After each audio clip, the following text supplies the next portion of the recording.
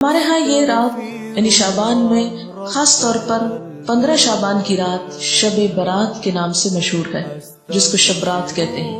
آپ دیکھیے کہ اسلام میں جو اہم دن آتے ہیں قرآن پاک اور سنت رسول صلی اللہ علیہ وسلم سے پتہ چلتے ہیں، ان میں سے بعض یہ ہے، مثلا یوم الحج، یوم عرفہ جس کو کہتے ہیں، یوم ترویہ جس دن حج کی ابتدا ہوتی، یوم نحر جس دن قربانی ہوتی، شہر رمضان جب روزے رکھے جاتے، لیلۃ القدر جو رمضان ہی کے آخری راتوں میں سے ایک ہے، قرآن جس میں نازل ہوا، عید الاضحیٰ، عید الفطر، ایام 20۔ ایام 20 کیا ہیں؟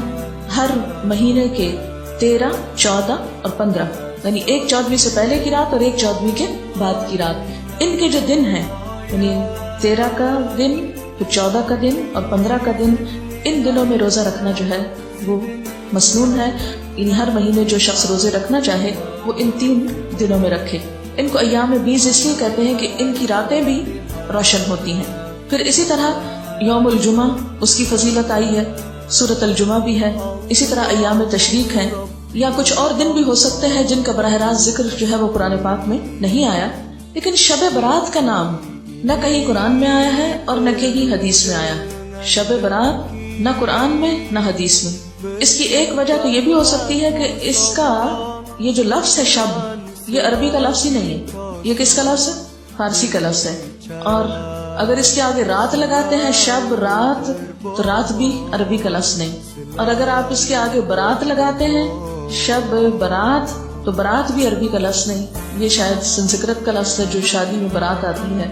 بعض لوگ یہ کہتے ہیں کہ اس کا نام شب براءت ہے، براءت کہتے ہیں بیزاری کو، جیسے سورۃ توبہ کے شروع میں آپ نے پڑھا براءۃ من اللہ ورسولہ، سورۃ توبہ کی ابتدا اسی سے ہوتی ہے، تو براءت کا لفظی معنی کیا ہوتا ہے؟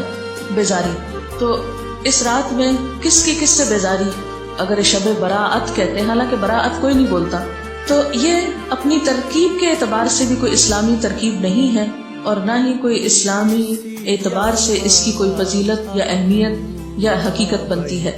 شب برات جو ہے یا شب رات جو ہے ہمارے ہاں عام طور پر باقاعدہ جشن کی شکل میں منائی جاتی ہے، حالانکہ اسلام میں جشن کے دن صرف 2 ہیں، عید الفطر اور عید الاضحیٰ۔ حضرت انس رضی اللہ تعالیٰ عنہ سے روایت ہے کہ جب رسول اللہ صلی اللہ علیہ وسلم مدینہ منورہ آئے تو ان کے ہاں 2 دن تھے جن میں وہ کھیلتے اور خوشیاں مناتے۔